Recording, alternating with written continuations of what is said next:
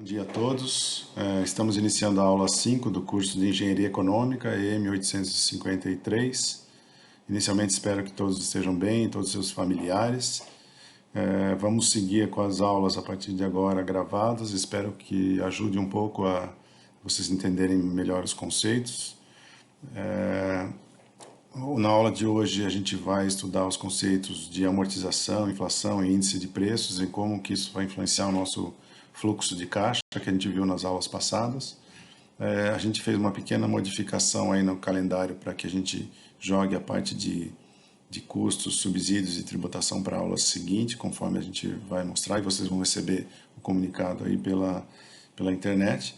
E eu espero que com isso a gente consiga manter o curso, né, alinhado aí, a gente consiga passar para vocês todos os conceitos importantes da disciplina, tá bom? Então esse é o conteúdo da disciplina. Nós fizemos algumas modificações que a partir da aula 6 essa tabela aqui já vai refletir, mas na aula de hoje eu deixei essa para mostrar o que está mudando. Na aula de hoje então a gente está fazendo a parte de inflação, índice de preços e amortização, conforme mostra aqui no item da aula 5. Na aula 6, a Ana vai dar para vocês exercícios sobre isso. Na aula 7, que era destinada a uma revisão geral para a prova 1, a gente vai fazer, então, jogar a parte de investimentos e custos, tributação e subsídios. Assim, com isso, a gente consegue dar as duas aulas um pouco mais devagar e com os conceitos um pouco mais estabelecidos aí, já que o curso é à distância e é mais difícil de tirar dúvidas, tá bom? Depois a gente está fazendo algumas outras modificações a partir da prova 1, mas a gente vê isso a partir da aula que vem, tá bom? Então, nas aulas anteriores, a gente enfatizou a parte do fluxo de caixa, do valor do dinheiro no tempo. Esse valor do dinheiro no tempo tem que ser contabilizado aí de alguma forma para ele ser comparado. Então, a gente normalmente usa o conceito de juros para isso. A gente explicou o conceito de juros simples, compostos e contínuos. E o que a gente vai usar aqui no curso, que é o que é usado na prática, são os juros compostos, conforme a gente viu nas aulas passadas. Daí demos o conceito de taxas equivalências, equivalência de capitais, que é como transferir o valor no tempo de uma data para outra e como a gente fazer com que um valor seja equivalente a outros desembolsos ou outras receitas, tanto num valor único quanto em série de pagamentos e recebimentos, que eu dei brevemente aí nas aulas iniciais, e a Ana deu mais detalhes dos exercícios. Então a gente fez ainda uma revisão de fluxo de caixa, introduzimos o conceito de fluxo de caixa acumulado, que é um fluxo de caixa incremental, serve para a gente ir calculando o valor no tempo acumulado aí, né? E na aula passada a gente finalizou com a parte de alternativas de investimento, mostrando as principais delas, que a gente vai tratar aqui no curso, que são o valor presente líquido, taxa interna de retorno, o payback descontado e o retorno sobre o investimento. Aqui na revisão das aulas 3 e 4, a gente fez aí a comparação de duas alternativas, uma alternativa com investimento de 30 mil, com fluxo de caixa líquido de 5 mil por mês durante 12 meses e uma taxa média de atratividade aí de 5%. E a opção 2, um investimento maior, com também um fluxo de caixa maior e com a mesma taxa a mesma TMA, tá bom? E a gente viu, fez os cálculos todos, calculou o VPL, a TIR, o payback descontado e o retorno sobre investimento, vendo que a opção 1 é melhor para a TIR, ou seja, ela tem uma maior taxa interna de retorno, ela tem um payback descontado menor, ou seja, eu retorno o dinheiro antes para o investidor, o retorno sobre o investimento também é maior, e a opção 2 tem um VPL maior, que é um dos indicadores mais importantes que a gente usa aí na análise de projetos. O VPL maior ressalta que a gente tem um lucro maior. Mas eu deixei esse exemplo bem específico para a gente ver que o VPL maior não quer dizer que o investimento é melhor. A gente teve que investir 90 mil para lucrar 25, então isso nem sempre é bom. Por exemplo, se eu tiver caixa de 90 mil e puder investir em 3 projetos da opção 1, eu vou ter um lucro maior, um VPL maior até do que a opção 2. Entretanto, se são projetos exclusivos, ou é um ou é outro, aí a decisão é outra. Ou se eu tenho que emprestar o dinheiro para fazer esses investimentos, aí a taxa de empréstimo normalmente tem uma taxa de juros maior, 90 mil pode ser muito arriscado. Então, o que a gente quis mostrar com esse exemplo é que muitos fatores influenciam a escolha, não só um indicador único, né? Então, não só os indicadores, mas também o objetivo do investimento, a limitação de capital, necessidade de capital de giro, os custos e a gente vai ver na parte 2 também os riscos, porque alternativas com maiores desembolsos e maiores retornos normalmente são associadas aos riscos maiores. Então, isso tudo a gente vai ver ao longo do curso, mas aqui o objetivo era mostrar os indicadores. Então, na aula de hoje, a gente vai ver alguns conceitos importantes também do fluxo de caixa. Primeiro, a gente vai explicar a parte de amortização.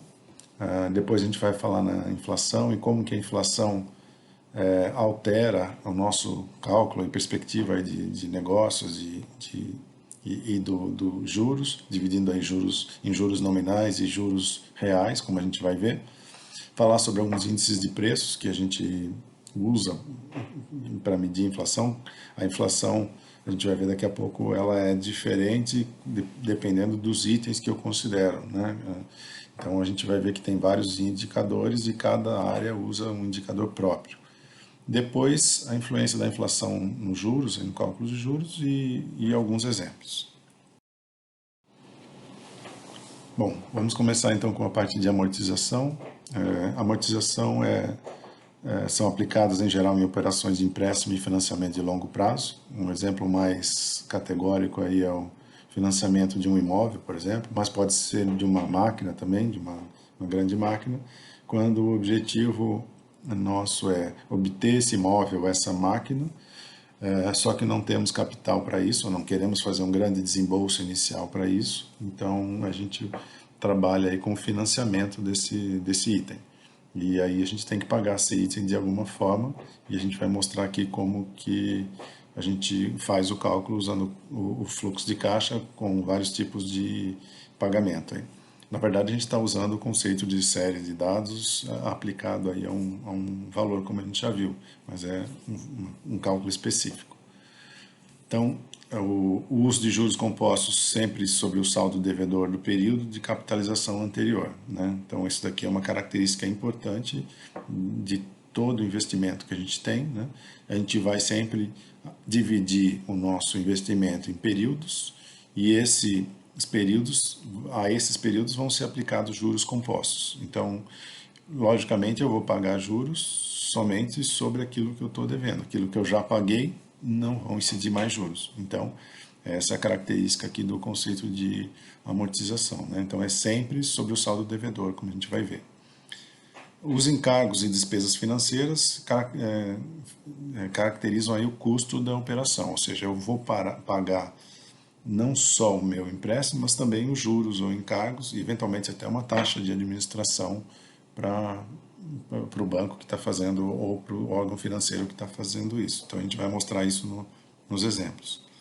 Então a amortização ela vai sendo um retorno da parte do capital emprestado, ou seja, eu vou pagar o capital emprestado aos poucos e aquilo que eu não paguei vai incidir juros e o valor vai aumentando e com isso eu tenho que fazer um cálculo para que no final eu consiga dever todo o capital emprestado, incidindo aí os encargos e juros, né? O que a gente chama aí como saldo devedor, então, é o valor da dívida em cada período de capitalização. Ou seja, aquilo que eu continuo devendo, dado que eu já paguei o passado, né?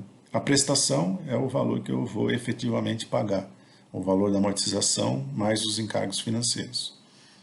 E a carência, que pode ocorrer, é o prazo até o início das prestações. A carência é um item muito importante quando um vendedor, por exemplo, quer vender uma máquina e quer que o empresário tenha tempo de usar a máquina para começar a ter algum retorno para poder ter uma maior garantia de pagamento. Então eu posso financiar um imóvel ou uma máquina, mas começar a pagar só depois de alguns períodos, meses, por exemplo.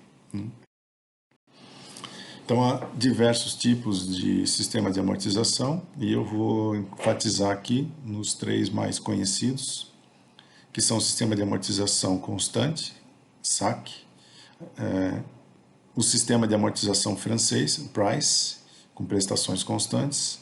Então, no primeiro a amortização é constante e no segundo a prestação é constante. E o terceiro é um sistema de amortização não muito comum aqui, que é o americano, né, que é durante o processo eu vou pagando só os juros. Eu vou pagar o principal só lá no final. Então, por exemplo, eu compro uma máquina, ao longo do período eu vou pagando todos os juros e encargos aí, e no final é que eu vou pagar a máquina, né? Então é um sistema, a princípio, mais vantajoso, porque quem está produzindo, quem vai usar esse capital, pode ter tempo de usá-lo, mas se os encargos são muito grandes, os juros são muito grandes, também pode ser ruim, porque eu vou pagar juros maiores, porque eu estou sempre devendo mais. Então, é sempre um acordo entre quem está emprestando e quem está recebendo, né, para que seja da melhor condição para todos. Então vamos começar com o saque, lembrando que o saque é um exemplo de financiamento com amortização constante, ou seja, se vocês olharem aqui na coluna de baixo, na primeira coluna tem os períodos, na segunda tem a amortização. Então a gente está vendo que todos os valores são iguais. Então eu estou dando um exemplo aqui de um financiamento de um imóvel com o valor de 100 mil, com um prazo de 5 anos para pagar e juros de 20% ao ano. Então, em todas as tabelas que eu estou colocando aqui nos exemplos da amortização, eu coloquei na ordem, né, para que a gente possa acompanhar. Então vai sempre da esquerda para a direita, né? Então aqui primeiro os períodos, aí eu tenho a amortização. Então se eu tenho 100 mil e um prazo de 5 anos, cada prestação, cada amortização aí vai ser de 20 mil. Ou seja, se eu somar as 5 prestações, eu pago 100 mil lá no final, certo? Mas eu vou pagar só isso? Não, eu vou pagar isso mais os juros daquilo que eu estou devendo, né? Então eu preciso calcular o saldo devedor, que é essa terceira coluna aqui. Então no período 0 eu estou devendo 100 mil. No período 1, como eu paguei 20 mil, eu vou estar devendo 80 mil, certo? E eu vou calcular os juros de 20% ao ano a partir do ano desse ano 1, ou seja, em cima dos 100 mil. Daqui vem as setinhas, né? Então esse 80 mil é calculado a partir desse valor menos esse, deu 80 mil. Eu vou aplicar esses juros de 20% em cima deste valor, então vai dar 20 mil. E a prestação é uma soma dos juros, 20 mil, mais a amortização, mais 20 mil. Então eu vou pagar no primeiro ano 40 mil, certo? E assim vai para as outras linhas. Por exemplo, no segundo período eu vou pagar mais uma amortização de 20 mil. Aí o meu saldo devedor já caiu para 80. E, então eu vou pagar juros sobre 80. 20% de 80 é 16 mil. Então eu vou pagar 20 mil de amortização mais 16 mil de juros, o que dá 36 mil. E assim por diante. Eu vou amortizando, aqui vai, o saldo devedor vai descendo até chegar a zero no ano 5. Certo? Se eu paguei 5 parcelas, eu vou decrescer, zero no ano 5. E os juros também vão decrescendo, porque eu vou pagando sempre sobre o saldo devedor. 16 mil em cima de 80, 12 mil em cima de 60 e assim por diante. No final eu vou pagar 4 mil, que é 20% de 20 mil. Então no final eu paguei um total de 60 mil de juros em cima desse investimento de 100, certo? E a prestação é sempre a soma dos dois anteriores. Então eu estou pagando no final 160 mil em 5 anos, o que mostra que eu estou pagando o imóvel 160 mil em 5 anos por um imóvel que vale na data zero 100 mil. Certo? Esse é o conceito básico e o exemplo clássico de amortização do tipo saque. Então a gente pode ver vários outros exemplos, mas o sistema sempre é esse. Pego o valor, divido pelo período, calculo a amortização, a partir daí vou calculando o saldo devedor, juros sempre em cima do saldo devedor e a prestação sempre a soma dos juros mais amortização. Nesse segundo slide a gente dá o exemplo de saque com carência. Então o conceito é exatamente o mesmo, as colunas são exatamente as mesmas, por isso que eu nem pus as setinhas aqui. A única diferença é que eu vou pagar com 2 anos de carência, ou seja, em vez de começar a pagar no ano 1, eu vou passar a pagar no ano 3. Logicamente, se eu vou passar a pagar no ano 3, esse prazo agora é de 7 anos, né? São 5 anos mais 2, e eu teria que pagar então 7 anos aqui. Até, a gente precisa olhar então a mesma coisa. Então eu vou pagar 100 mil aqui, o saldo devedor vai ser 100 mil até o ano 3, então por isso que os juros ficam em 20 mil aqui, até que eu comece a pagar, e aí o meu saldo devedor vai diminuindo e os meus juros vão diminuindo. No final eu paguei os 100 mil, e nesse caso específico eu paguei 100 mil de juros, e a prestação, que é a soma dos dois, vai acabar dando 200 mil. Vejam que a partir do momento que eu começo a amortizar, as minhas prestações vão diminuindo, certo? E no começo aqui eu tenho uma prestação menor que eu estou pagando só os juros. A gente vai ver depois que o limite crítico disso é o americano. Se você jogar todas essas parcelas de amortização para o final, eu tenho o sistema americano, como a gente vai ver daqui a pouco. O segundo tipo de amortização que a gente aprende é o tipo price, que é um financiamento de mesma coisa, 100 mil, mesmo exemplo. E aí eu só mudei a ordem das colunas porque a ordem de cálculo muda, né? Então a primeira coisa que eu tenho que fazer para calcular o price, eu calculei por fora aqui, é fazer um cálculo usando a série de dados que a gente viu na aula 1, que a Ana deu no exemplo da aula 2, para saber qual a prestação que eu tenho para pagar um imóvel, prestação constante, para que a gente tenha um juros de 20% ao ano. Então eu fui numa planilhinha à parte, ou numa calculadora econômica, e usei um valor de 100 mil, 5 períodos, 20% ao ano, quanto tem que ser a prestação? Eu calculei aqui, deu 33.437,97 centavos. Então, a prestação é que é fixa agora, certo? E não mais a amortização. Então, a amortização vai mudando. Então, primeiro eu calculo a prestação a partir desse cálculo da série de dados que a gente viu na aula 1. Então, se eu colocar a série de dados para esse período, vai dar esse valor aqui da segunda coluna. Os juros, então, vai ser pago sempre sobre o saldo devedor. Então, eu vou colocar aqui o saldo devedor, que vem para cá, calculado a partir desses 20%, né? E isso daqui. Então, a setinha está mostrando que primeiro eu calculo a coluna 1, baseado nisso aqui. Depois eu calculo os juros, baseado no saldo devedor e na porcentagem de juros ao ano. E a amortização, então, é a diferença dos dois valores, certo? Então, se eu paguei essa prestação e meus juros é 20 mil, significa que eu amortizei a diferença, 13.437,97. E aí eu vou, então, subtrair dos 100 mil esses 13 mil, o que dá 86.562. Então, eu paguei uma parte do meu sistema. Como a minha prestação vai ser fixa, a partir dali, os meus juros vão decrescer, porque a minha saldo devedor está diminuindo, e a minha amortização vai mudando, porque ela vai ser sempre a subtração da prestação da coluna de juros. Então, eu vou subtrair isso daqui. A partir daqui, eu vou subtraindo os juros e chegando no valor da amortização, subtraindo do saldo devedor, e quando chegar no período 5, eu vou calcular os juros, calcular a amortização e vou ter que chegar no saldo devedor zero. Se na planilha que vocês fizerem qualquer exemplo chegar num saldo devedor diferente de zero, é porque vocês calcularam o valor da prestação errado. Porque esse zero vem do mesmo cálculo que a gente fez para calcular o saldo devedor. Então tem que ter dado a mesma coisa, certo? Então é um bom teste para saber se vocês aprenderam a fazer o cálculo de prestações em valores constantes de 5 prestações para pagar um investimento de 100 mil em 5 anos, certo? E se vocês colocarem na amortização tipo price, vai ter que dar zero no final aqui, certo? Então, é uma característica um pouquinho diferente, em que a gente vai pagando prestações menores no início e maiores no final, diferente da saque, que a gente está pagando maior no início e menor no final, certo? Então, a princípio, é melhor para quem está emprestando, porque vai pagar mais tarde, mas em compensação com juros altos, ele vai pagar mais, né? E por último, é o exemplo americano, que como a gente já adiantou, é o limite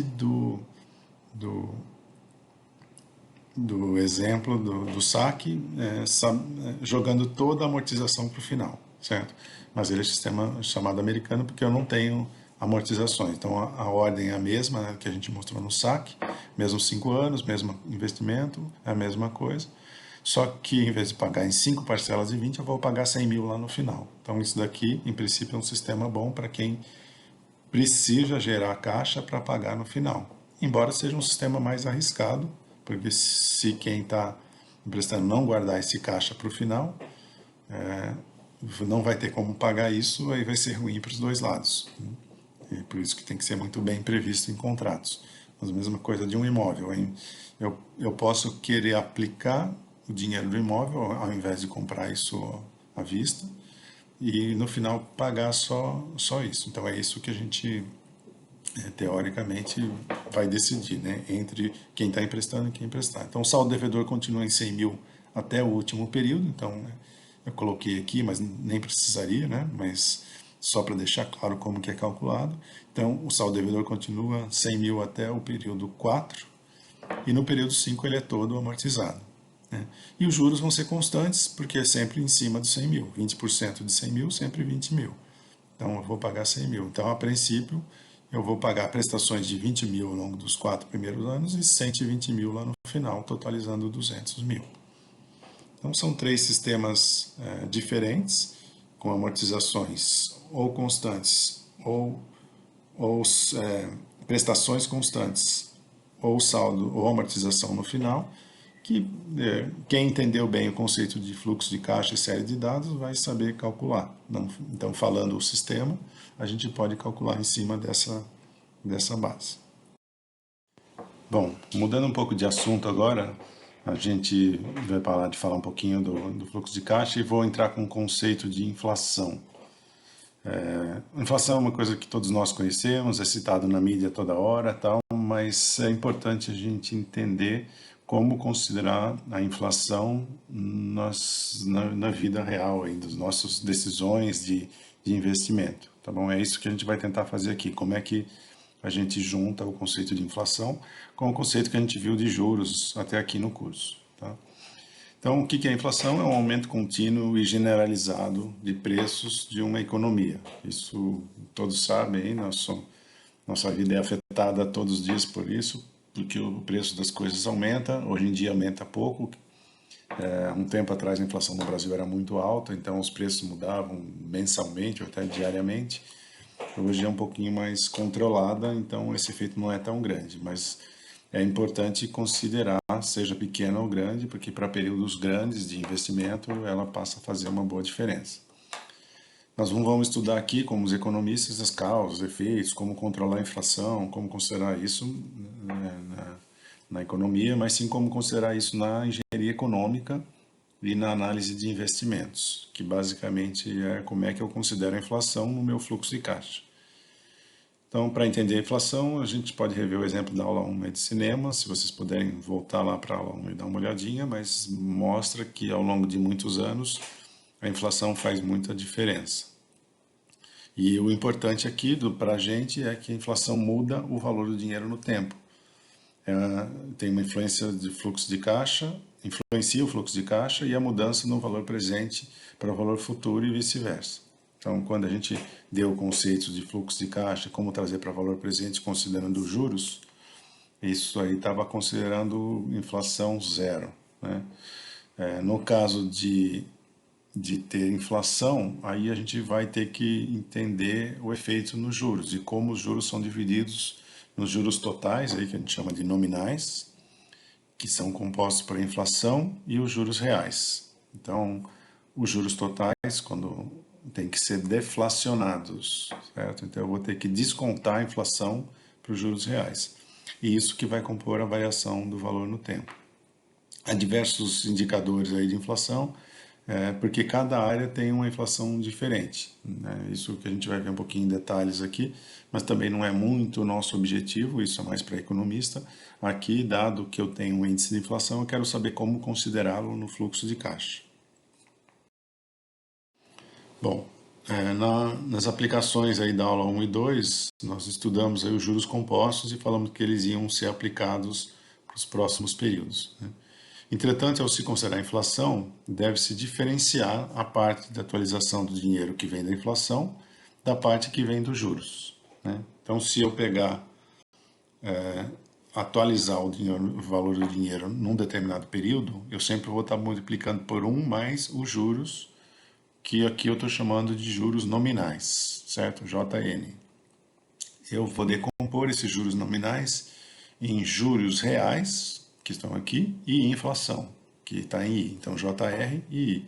Então, o 1 mais JN vai ter que ser igual a 1 mais JR vezes 1 mais I, certo? Então, compondo a inflação e mais os juros reais, eu tenho os juros nominais.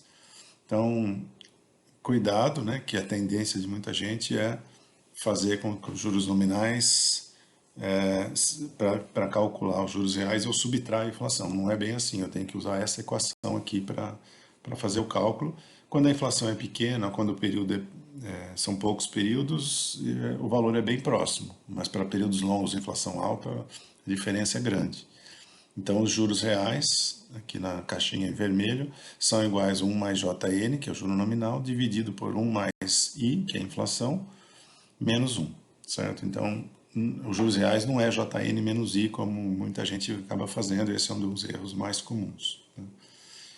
Então, eu vou pegar um exemplo aqui para dar para vocês. Se o valor presente é 100 e a taxa de juros é 10% ao ano, ao final de um ano, o juro, a valor futuro seria de 110, é uma diferença de 10. Entretanto, se eu tiver uma inflação de 6% ao ano, esses 10 não são juros reais, certo? Esses 10 reais, nem os 10%.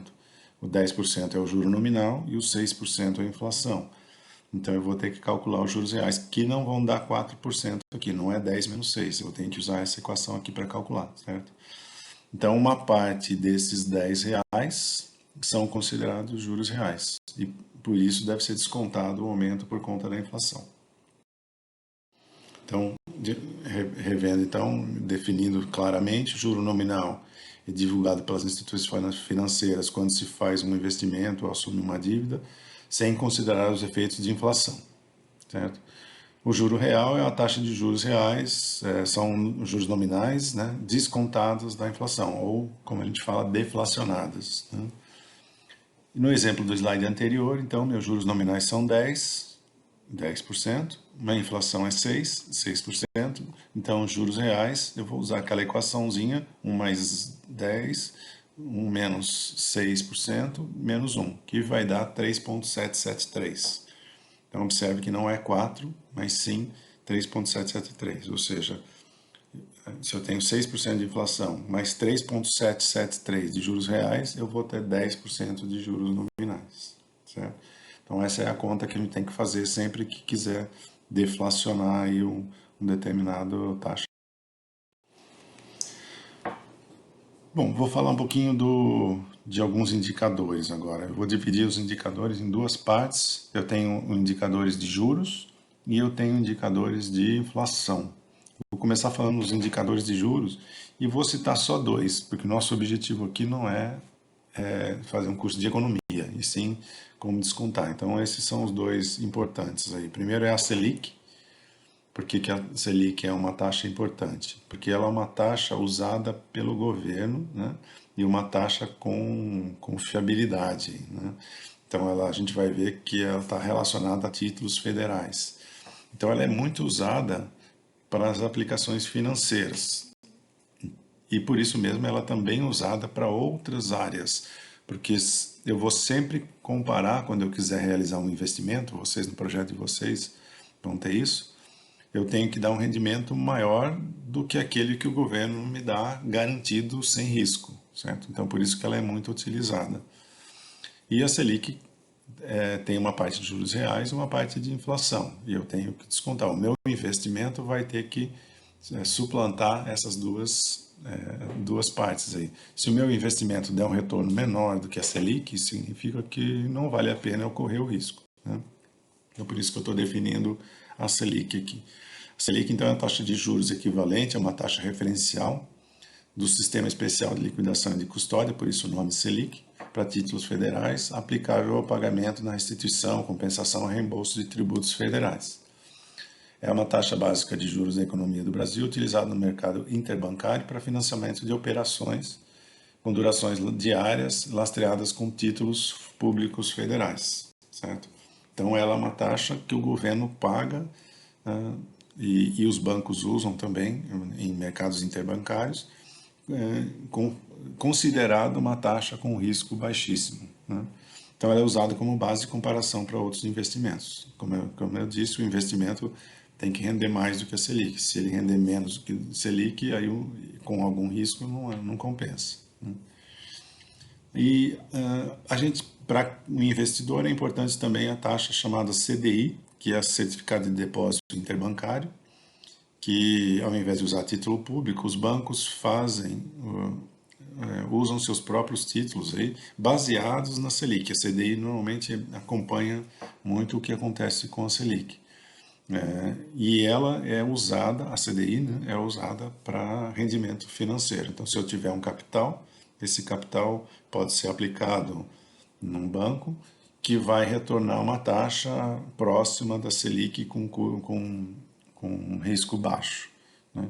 Então, ela é a base para o rendimento de diversas aplicações. Então, de novo, o investidor que quiser emprestar o dinheiro para alguém fazer algum negócio ou deixar no banco para render a taxa da CDI, por exemplo, ele logicamente vai querer, no empréstimo que ele está fazendo, uma taxa bem maior. Por isso que ela também é usada como referência. Então nós vamos nos referir aqui a Selic, a CDI, como taxas de retornos mínimos aí que eu quero de investimentos para fazer, com um risco acima de um risco maior do que títulos federais. Então, é importante vocês guardarem essas duas, se já não conhecem, guardarem essas duas taxas. Só para resumir, a taxa Selic, quando o governo aumenta a Selic, ele torna o dinheiro mais caro, certo? Ele aumentando a Selic, ele vai fazer com que a taxa seja mais alta, ou seja, o dinheiro está mais caro, dificulta o acesso. Por isso, depois aumenta os juros, né, do cartão de crédito, cheque especial, todas as outras taxas aumentam quando a Selic aumenta. E quando o governo faz esse aumento, ele está tentando dizer para o indivíduo que não é hora de comprar, tomar decisões de compra, tal. Por isso que aumentar a Selic é uma das formas de controle de inflação, no longo prazo principalmente. Do outro lado, quando há uma redução da Selic, a intenção é contrária, ou seja, movimentar a economia e trazer um crescimento, como está sendo feito no Brasil nos últimos meses. Se a taxa da inflação está baixa e a economia precisa rodar mais, abaixando a Selic, o dinheiro fica mais barato. Como o dinheiro fica mais barato, o acesso ao dinheiro fica maior, eu fico com mais atratividade para realizar negócios, ou seja, eu vou exigir do meu negócio uma taxa menor, e isso vai incentivar a economia a rodar, tá? E a CDI, que é uma taxa de depósito interbancário, aí, ela é um pouco função da Selic, se a Selic aumenta ou diminui, a CDI vai seguir mais ou menos o mesmo caminho. Bom, esses são os dois indicadores que a gente vai falar aí de juros e tal, e agora, nesse slide, a gente está mostrando os principais indicadores de inflação no Brasil. A gente também não vai detalhar todos eles, tal, só estou dando porque é importante vocês entenderem que cada área tem o seu índice diferente, né? E cada um deles tem algumas particularidades. E cada um vai ter que escolher o índice de inflação específico para o seu negócio, né? Então aqui a gente vai tratar desses daqui, o IPCA, o IPA, o IPC da FIP, o NPC, o INCC, o IGPM e o IGPDI. Tá? Dependendo dos projetos que vocês forem usar, se vocês entrarem com o conceito de inflação, vocês vão trabalhar com algum desses aqui. Por exemplo, se o negócio de vocês for na construção de um imóvel, vocês vão usar o INCC, que é o índice que mais consegue medir quanto que o custo da construção civil aumenta no país, certo? Então, os contratos de compra e venda de imóveis, por exemplo, em geral são relacionados ao INCC. E assim como esse, tem outros, né? E o principal deles aqui no Brasil talvez seja o IPCA, que é o índice mais amplo aí que mede a inflação, tá? Então, eu vou definir rapidamente esses indicadores, porque nosso objetivo não é ir muito a fundo, mas logicamente na internet vocês encontram detalhes sobre cada um deles, e se tiverem dúvidas nos projetos em qual usar, vocês podem tá consultando a internet ou perguntando para a gente, tá bom? Então, o IPCA é um índice que medido pelo IBGE, é o mais importante índice do Brasil e normalmente é o que é tratado como índice de inflação oficial aí do país, né? É o índice de preço ao consumidor amplo, por isso o IPCA. Ele é utilizado para determinar metas de inflação, como a gente vê toda hora aí no noticiário. Então, eu quero controlar a inflação de um determinado país e eu vou usar o IPCA para ficar dentro dessa meta de inflação, né? O que ele mede, na verdade? Ele apura a variação dos preços nos bens de consumo por famílias com renda de 1 a 40 salários mínimos em 9 regiões metropolitanas do Brasil, listadas aqui no parágrafo, né? Belém, Belo Horizonte, Curitiba, Fortaleza, Porto Alegre, Recife, Rio, São Paulo e São Paulo. E no Distrito Federal e municípios de Goiânia.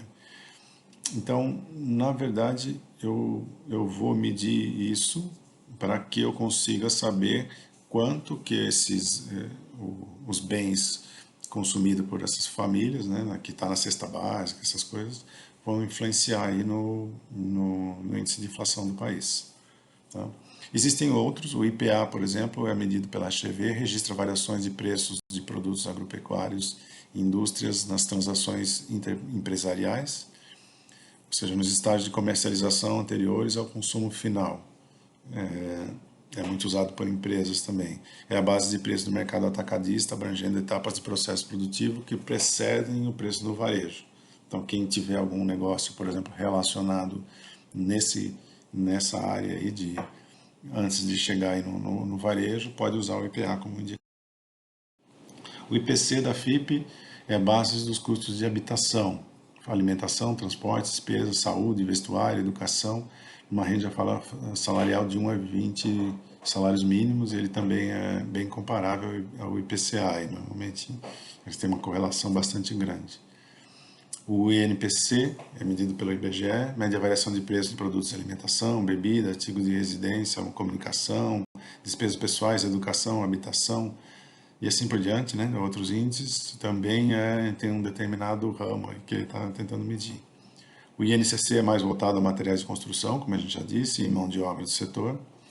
É utilizado bastante para financiamento do setor direto ao consumidor. Então, se você for comprar um imóvel hoje e uma parte desse imóvel vocês forem pagar mais tarde, provavelmente eles vão estar relacionando isso com o INCC.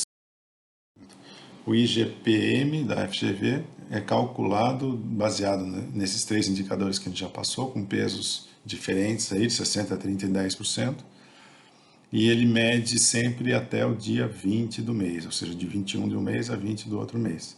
Ele foi feito para corrigir operações financeiras e é utilizado também para corrigir alguns títulos públicos, né? Quem já viu aí investimento em tesouro direto, essas coisas, sabe que os títulos públicos vão sendo corrigidos. O IGPM é usado para isso. Então, ele é muito usado nas contas de consumo e contratos de aluguel. Então, se forem fazer por um contrato de aluguel, se fizeram aqui numa moradia próxima da Unicamp, provavelmente esse aluguel vai ser reajustado pelo IGPM, que é o índice mais comum para isso. Tem o IGPDI, que é a mesma composição, mas é calculado sempre no final do mês. O IGPM termina um pouco antes do final do mês para dar tempo para que isso seja contabilizado para compor o índice de inflação no mês seguinte, assim por diante. Bom, são alguns exemplos, não são os únicos, mas são talvez os principais aqui. Há outros, né? Mas o foco não é estudar todos, mas sim saber que tem esses índices. E se a gente for estudar algum ramo de negócio, a gente vai olhar o que aconteceu no passado para tentar prever um pouco do futuro. Então, esses índices são bastante importantes para que a gente entenda como que a inflação ocorreu no passado e para a gente tentar fazer uma previsão de inflação no futuro, para que a gente possa trabalhar o valor do dinheiro no tempo além dos juros, tá? E calculando os juros nominais e reais, como a gente viu. Aqui eu coloquei um slide específico para falar sobre inflação passado e futuro, só para fazer a diferenciação. No passado, a inflação pode ser medida pelos indicadores que a gente acabou de ver, né? E eles servem para comparar valores deflacionados, com uma inflação descontada, né? Então, é um índice conhecido em que eu consigo fazer correção do valor do dinheiro no tempo. Para o futuro, é um pouco diferente. Eu não sei ainda qual é o índice de inflação. Então, a previsão de inflação é muito utilizada pelos economistas, né? Mas ela também tem que ser tomada com cuidado com investimentos, né? E com negócios, para que os contratos de compra, venda, financiamento de imóveis, financiamento de máquinas, esse tipo de coisa, tenha um contrato adequado e tenha cuidado com a inflação. Por exemplo, se a inflação subir, ela vai influenciar o comprador e o vendedor aí de alguma forma. Então eu vou ter que prever a inflação, ou a gente vai indexar a nossa correção por os juros reais mais um índice de inflação desses conhecidos, né? Então por isso que no passado e no futuro a gente trata essa inflação de forma um pouquinho diferente. Então o que a gente está mais preocupado aqui no curso é no futuro, certo? Porque a gente está tentando estudar a parte de investimentos. Então, os contratos vão usar correções pelos indicadores mostrados anteriormente. Daqui a pouco a gente vai ver algum exemplo sobre isso. Investimentos financeiros, por exemplo, eu posso usar a Selic para isso. Eu posso indexar um investimento à minha Selic. Aqui eu estou colocando um exemplo de histórico, dois slides com exemplos históricos de como se relacionam então a Selic com o IPCA. A correlação é visível, né? Logicamente, a minha taxa Selic tem que ser sempre maior ou igual ao índice de inflação correlacionado. Aqui no Brasil, o índice usado é o IPCA, e a Selic tem que ser sempre um pouco maior. A diferença entre as duas, usada daquela forma que a gente viu nos slides anteriores, eu tenho os juros reais, né? E esses juros reais é que realmente são utilizados na prática para a gente fazer o controle do valor real do dinheiro no tempo. O total, logicamente, vai mudar, mas parte dele é a inflação. Como naquele exemplo que a gente viu, os 100 reais no final de um ano vão ser 110, mas parte disso é inflação, né? Juros reais são apenas 3,7, como a gente viu no exemplo. E aqui a gente está vendo alguns picos de juros reais, porque a Selic também é usada pelos governos para tentar fazer um controle a longo prazo de inflação, né? Então, tirando esses picos onde o governo tenta artificialmente fazer um aumento de juros ou diminuição de juros para diminuir a inflação a longo prazo ou para aquecer o mercado, né?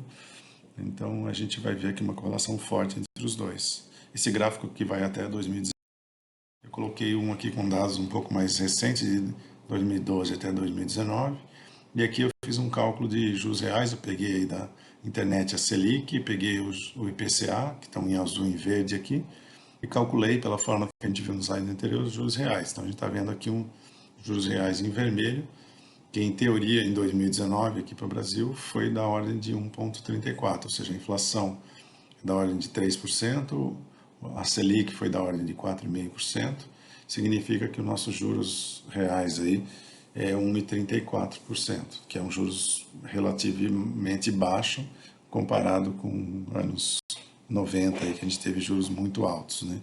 Aqui eu tive um aumento dos juros até 7% mais ou menos, que foi quando a inflação estava aumentando, mas depois que a inflação começou a diminuir, os juros começaram a diminuir de novo, e para esse ano, com toda essa crise que estamos vivendo, provavelmente vão ser menores ainda.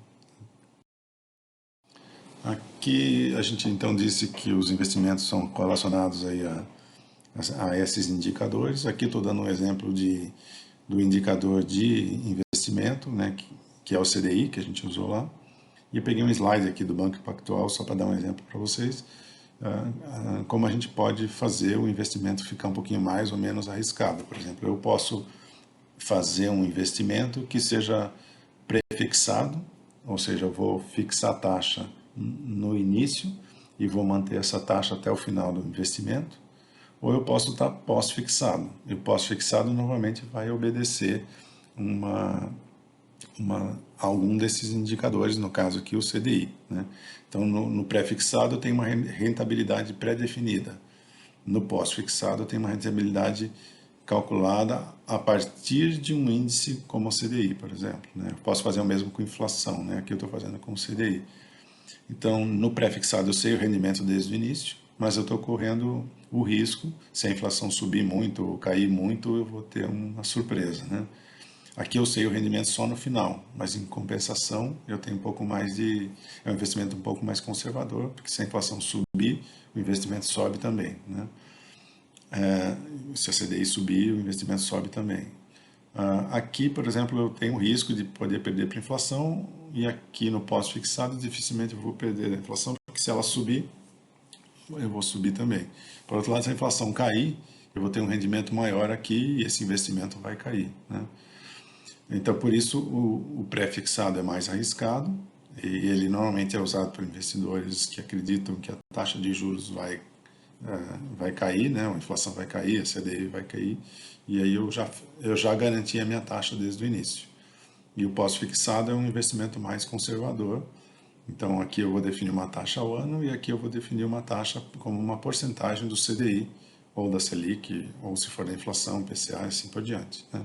Então aqui são investimentos pré-definidos e aqui definidos calculados a partir dos indicadores, certo? Então, nos nossos exemplos aí, a gente vai ter toda hora que está lidando. Bom, vou pegar esses indicadores e tentar usar alguns exemplos para vocês, para ver se a gente consegue fixar os conceitos de como a gente considera a inflação aí no processo. Então, vou pegar um exemplo de compra de um imóvel de 120 mil, e nesse primeiro exemplo, eu vou assumir que o investidor tem a disponibilidade de caixa, ou seja, ele teria os 120 mil para dar à vista para o vendedor, certo? Então essa é o que a gente está chamando como opção 1, eu pagar à vista todo o imóvel, certo? Mas se ele quiser não dar à vista todo o imóvel, ele pode escolher a opção 2, que é pagar a prazo. Nesse caso aqui, o vendedor deu ou o comprador fez uma oferta, o vendedor fez uma opção 2 de pagar em 12 parcelas de 11 mil. O dinheiro pode ser aplicado com taxa de juros pós-fixada, por exemplo, a 100% do CDI como opção. Ou seja, se eu pagar parcelas, eu vou usar o meu dinheiro e vou aplicar e vou esperar que esse rendimento compense esse aumento, porque se eu pagar 12 parcelas de 11 mil, eu vou pagar mais do que 120 mil reais, certo?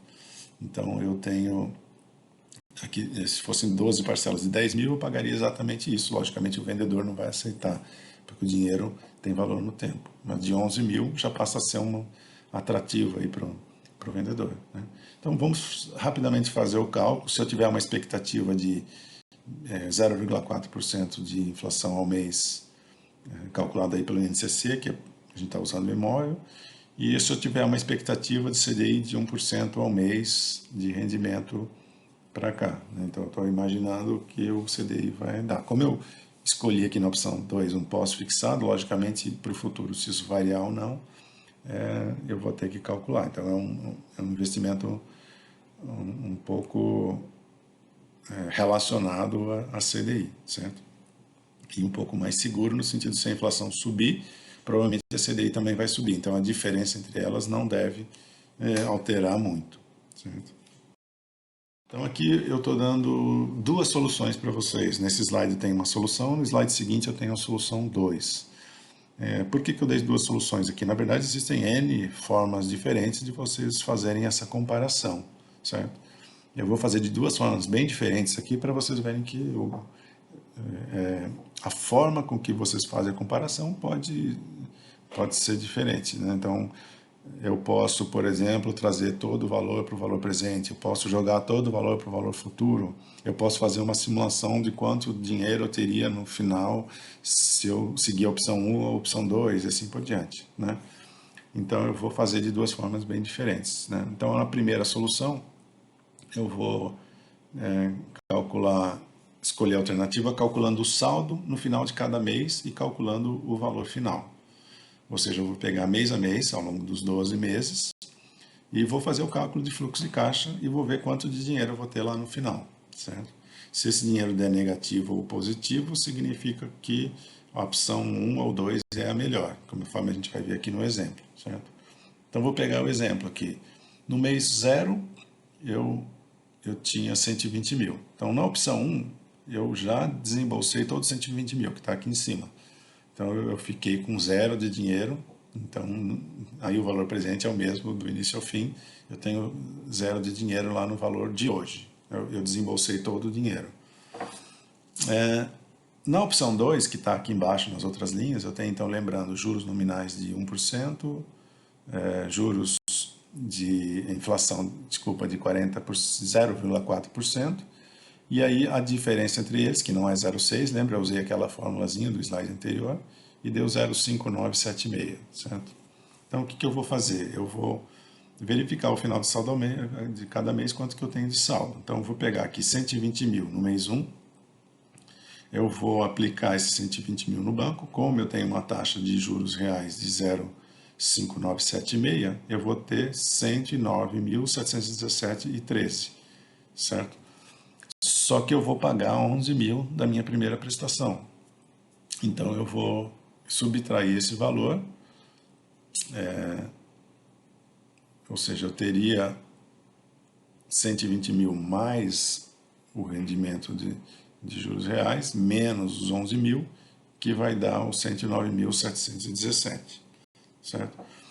Aí eu vou fazer o mesmo para os outros meses. Eu vou pegar o saldo, vou aplicar, esse dinheiro vai render juros reais, né? Descontei a inflação, e vou pagar a minha parcela. Vou fazer o mesmo no mês 3, mês 4, mês 5, assim por diante. Quando eu chegar no mês 12, eu paguei a minha última parcela. Se eu somar todas as parcelas, eu paguei 132 mil. Mas, logicamente, como o dinheiro tem valor diferente no tempo, as parcelas, teoricamente, teriam que ser trazidas todas ao valor presente. Mas aqui eu fui fazendo o cálculo mês a mês. No final do mês 12, se eu entrar por essa opção de pagar mensalmente, eu fiz um cálculo que eu vou ter pago, ao final de 12 meses, 7.532,10 a mais, ou seja, deu negativo aqui, certo? Então eu paguei a mais. Significa que a opção 1 é financeiramente melhor, certo? Financeiramente melhor eu digo porque eu tô pagando um pouco a mais do que na opção 2 do que na opção 1. Como eu tenho 7.532 no mês 12, lá no final do ano, se eu trouxer esse valor ao valor presente, ele vai valer um pouquinho menos, né?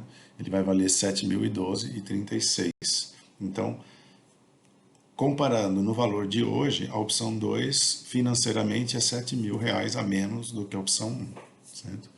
Por que eu estou insistindo no financeiramente? Porque na opção 1 eu fiquei sem dinheiro logo no início. E na opção 2 eu vou pagar 7 mil a mais, mas eu vou ficar com dinheiro ao longo desse período. Se surgir qualquer imprevisto, qualquer surpresa, qualquer risco aí no processo, eu não desembolsei os 120 mil de cara, né? Então, por isso que a gente ainda não está considerando aqui o risco, né? Logicamente, essa taxa de juros já deveria estar levando em conta esse risco. Aí, se eu já estou levando em conta o risco e essas taxas estão em função disso, vale a pena. Mas se o meu negócio é arriscado, por exemplo, se o imóvel não está pronto, ele está na planta, está em construção, ou se eu tenho algum risco de precisar desse dinheiro para alguma outra alternativa, pode ser que essa opção financeiramente pior vale a pena. Isso a gente vai considerar depois quando a gente for ver a parte de risco. Então essa é uma forma de fazer simples, eu acho bem simples, não envolve nem muitos conceitos econômicos. Eu fui pegando meu dinheiro, ao final de cada mês eu vejo quanto que eu desembolsei, eu vou colocar no banco, vou aplicar, vou tirar o valor para pagar a prestação e vou vendo quanto que eu fiquei. Ou seja, no final eu tive que desembolsar 7.532 a mais, que trazido o valor presente deu 7.012 reais. Outra opção é fazer um cálculo trazendo as minhas duas opções para o valor presente, certo? Então, que vai dar o mesmo resultado se vocês verem vindo daqui, mas é só para mostrar para vocês que tem uma outra forma de fazer. Então, como que é essa opção? Eu vou pegar o valor presente de cada prestação e vou trazer ao tempo zero e vou somar, certo? Então, no mês 1, a prestação é de 11 mil. Se eu trouxer essa prestação ao valor presente de um mês e usar a minha taxa de juros reais, né, para trazer para o mês 0, eu tenho aqui 10.934. No mês 2, vai ser um pouco menor, porque eu vou trazer em 2 períodos. Então, essa prestação, embora ela seja constante no tempo, ela vai diminuir o valor presente dela, porque essa 11 mil eu tive que trazer uma taxa de juros de 0,59 ao mês por 12 meses. Então, ela vai valer só 10.240. Então, se eu somar todas essas prestações, no final eu vou ter 127.012,36. Ou seja, se eu subtrair isso da opção 1, que era menos 120 mil, eu vou ter menos 7.012, que é exatamente o mesmo valor lá atrás. Ou seja, se eu estou usando a mesma taxa de juros, não poderia dar um valor diferente, certo? Então, lá eu fiz de uma maneira mais prática, que a gente faria do dia a dia. Aqui eu estou usando o conceito de fluxo de caixa, somatório de valor do dinheiro no tempo, trazido ao valor presente, certo? Então, a opção A é 120 mil, a opção B, 1, e a solução 2 é a solução 1, né, e 2, dá uma diferença de 7.012 no valor presente. De novo, a opção 1 é melhor financeiramente, e depois a gente vai ver que a opção 2 pode ser atrativa para quem quer manter o capital. Bom, vou ver um outro exemplo parecido aqui, só que agora usando o nosso conceito de amortização que a gente viu no início da aula. Então eu posso fazer um exemplo semelhante de compra de imóveis. Aqui eu mudei um pouquinho as taxas, só para a gente não confundir com o exemplo anterior, eu não estava querendo comparar essas coisas, então aqui eu fiz uma comparação com valores um pouquinho diferentes e fiz até um pouco intencionalmente, mexi aqui na taxa de financiamento e inflação para que a gente pudesse ter valores mais próximos do comparável. Então, se vocês lembram do conceito que a gente viu, eu estou usando aqui a amortização SAC e fazendo um exemplo exatamente igual ao anterior, mas mudando os índices aqui, né? Então, eu vou usar juros nominais de 2% ao ano, e os juros reais, então, vão ser de 1,59, 36, e vou usar aquele sistema de amortização SAC, ou seja, é na mesma ordem que a gente fez, ou seja, no mês 0, meu saldo de devedor é 120 mil, a minha prestação, aqui no caso, eu abaixei para 10 mil, né? As prestações, então, agora, lembra que na outra lá é um exemplo de 11 mil, mas na verdade, o outro exemplo, eu estou pagando aqui a minha amortização, que no final tem que ser 120, e lá eu paguei uma parcela extra fixa de 1.000. Aqui a minha parcela extra vai ser calculada conforme os juros, certo? Então, no primeiro mês, eu tenho 2% ao mês, em cima do saldo devedor eu pago 2.400. Aqui, ao pegar esses juros e somar com os juros reais, eu tenho a minha prestação real, que é 11.912. Né? No mês 2, eu vou então, já que eu paguei a minha prestação, eu amortizei, o meu saldo devedor é só 110 mil, eu vou pagar juros em cima dos 110 mil, que é 2.200. Então eu vou pagar uma amortização de 10 mais os juros, então a prestação vai dar isso daqui, com os juros reais e assim por diante. Aqui eu fiz de duas formas, em vermelho eu estou usando os juros nominais, e em verde eu estou usando os juros reais. Então isso daqui não é real, né? Isso daqui é se a gente esquecesse que existe o índice de inflação, né? E aqui são juros reais, considerando a inflação aí nesse período, certo?